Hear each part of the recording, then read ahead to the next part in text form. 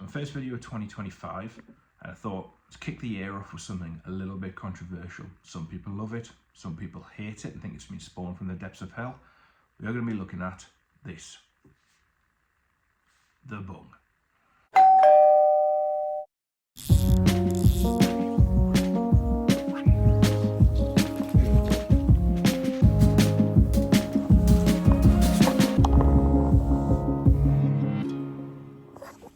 So, what is the bung? Effectively, it is a float, very similar to what you'd use in coarse fishing to indicate a bite, and it's probably the reason why so many people dislike it. Me personally, I absolutely love it though. The basic design and idea of a bung is to suspend however many flies you want underneath it. You cast them out, you leave them, and a fish comes along, picks your fly up, swims off, and the bung goes under the water. For stillwater fly fishing, you can pretty much break them down into two categories. You have sliding bungs and you have fixed bungs. So what we'll do now, we'll get one of each out and we'll go through some of the pros and cons of each. Let's have a look at sliding bungs to start with. Their main benefit is once they're attached to the line, they can be moved up or down to help you locate the depth of fish you're feeding at. So say you set it at 5 foot to start with, but you haven't had a bite after 20 minutes, you can change it to 7 foot. If you haven't had a bite after 20 minutes again, 9 foot, depending on what the depth of the water is. Alternatively, if the fish have started showing signs of being up in the water, you can slide it down to 3 foot. They just help the angler locate the fish easier, and that is their biggest pro for me. Personally, the last couple of seasons I've been using these ones, which are the airlock, and they are attached via a screw at the back. Now, because they sit off the line a little bit, casting is a problem with them. So I have been playing around with different ones, and the newest one I've come across is this one from Fastmail Tackle. I am really impressed with this so far. It is attached via 2 prongs, that you can see there, and you've got 2 little rubber caps that you slide onto the line. You push the prong into the cap either side and it's attached to the line. Unlike the inline ones with float stops, as you can see, it's quite sturdy. You've got to give it a real oomph to move it, so you don't have the problem of fish sliding the bung up and down once they're in the net or the float stops breaking down. Been really impressed with these. The other thing I really like about them is if you pop the cap off and pop it out the other side, you can change the colour really easy. So took the orange one off, popped the yellow one on, and you got the yellow one on the line. They are a hard polystyrene material, so they're going to be durable, and because of the patent, if you wanted to, you could actually take a black permanent marker to them and change the colour. So if you've got light water conditions and you're struggling to see the yellow or the orange, colour it up, you're fishing with a black one. Really impressed with these, really impressed. Fastmail Tackle. The other bung I regularly use is this one, the fixed bung. It is attached to the line via a dropper, so you can't slide them up and down, unfortunately. I keep my droppers for them around the 2 to 3 inch mark on the principle that if a fish picks the fly up underneath it, it's less movement for it to go under the water and indicate its bite. Now, with a fixed bung, its biggest pro, in my opinion, is this. They come with a hook. For some reason, trout absolutely love eating bungs. Don't ask me why, I don't know, but they do. You will regularly see them sat on the top, waiting for something to take the fly underneath, and instead of it taking the fly underneath, one comes up and takes it off the top. Or, say one has taken the fly underneath, and you're playing it, this is darting around behind it,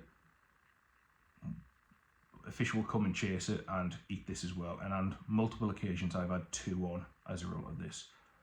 I love these bungs, and having that hook is just an added advantage. If you are fishing competitions as well, they have to be fixed bungs, so that is something to take into consideration, but they are well worth a look. Now we've had a look at some of the bungs we can use, let's open the fly box and see some of the patterns that are regularly fished under it.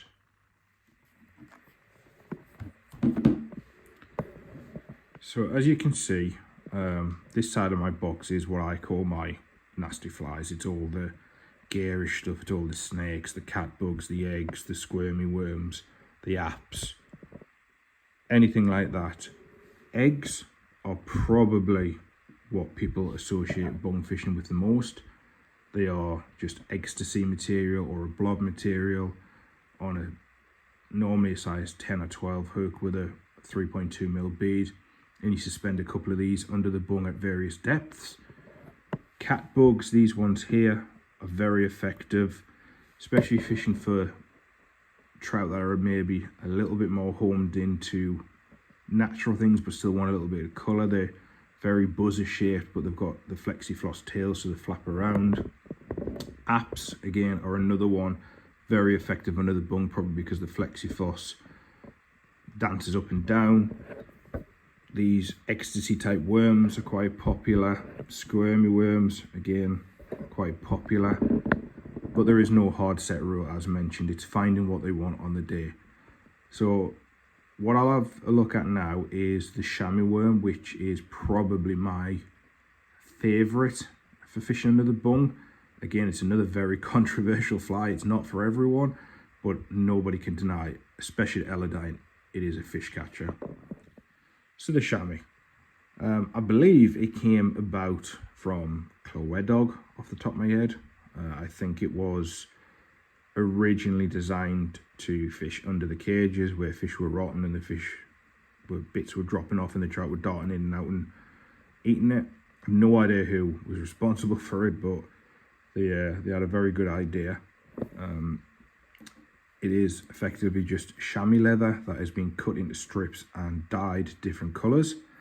I tie mine on a size 8 wet hook with a 3.2mm bead.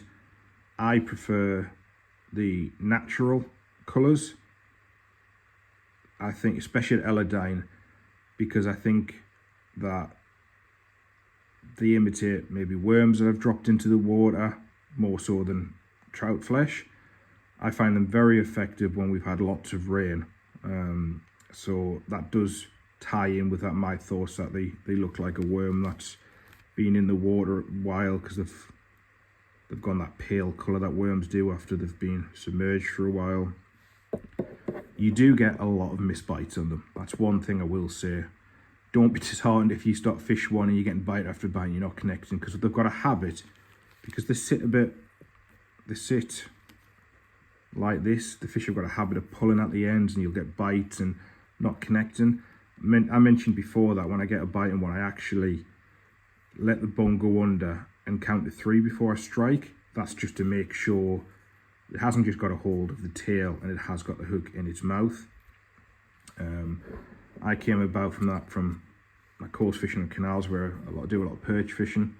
If you get a bite on a lobworm, you tend to let it go under, count to 3 and then strike. And that is the same principle. It's just to make sure the perch wasn't holding on to the end of the worm. So I put that into me fly fishing with a bung and I catch a lot on it. So we've had a look at the eggs, the chamois, the cat bugs, all the bright stuff.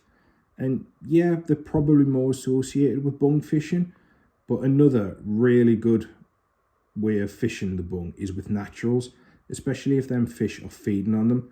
So if you feel a buzzer would be a better option, or a nymph, there is absolutely nothing stopping you putting these flies under the bung.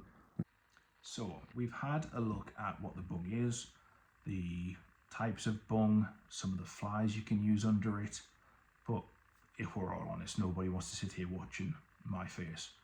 So we'll get the gear in the car, we'll head over to the fishery, and hopefully we will put 1 or 2 on the bank using the bung.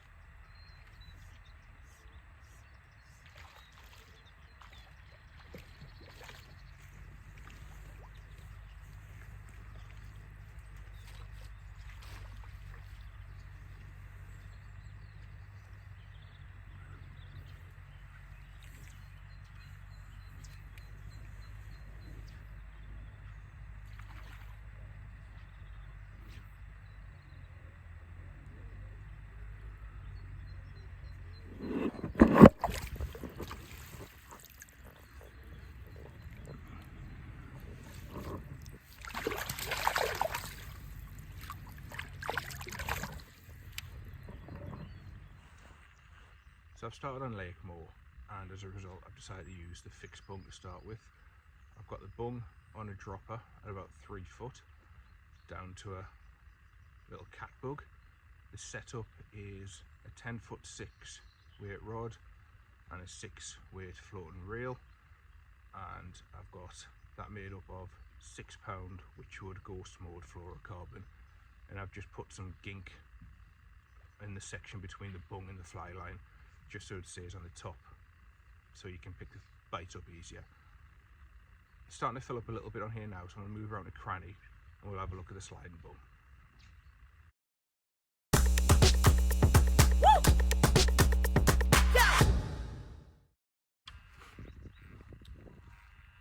So let's have a look at the sliding bung now. It's the same rod and reel, 10 foot 6 weight with a 6 weight floating line. The setup for this one, I've got a chamois on the point.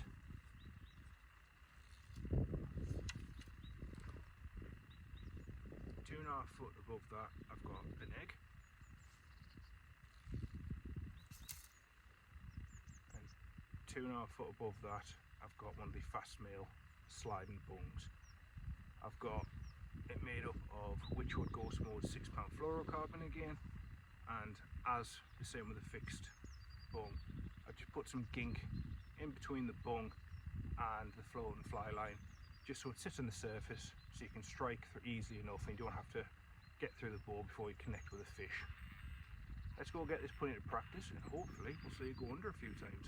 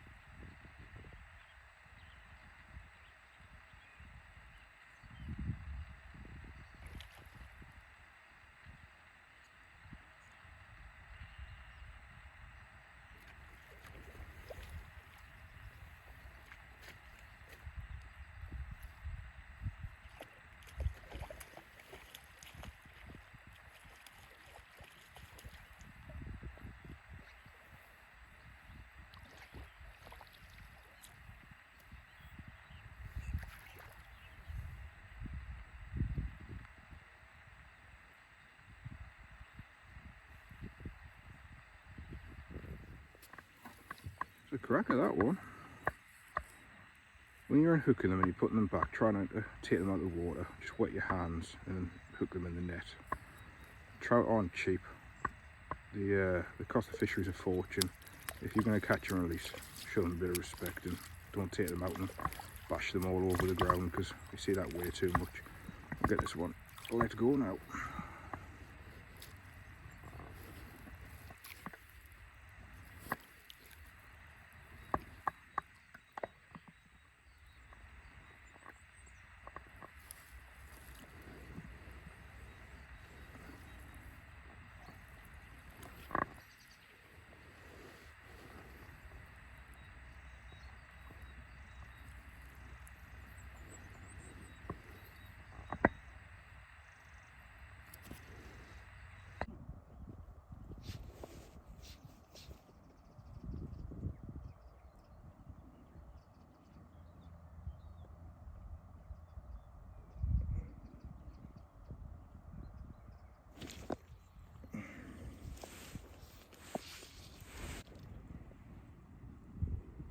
Oh, there we go.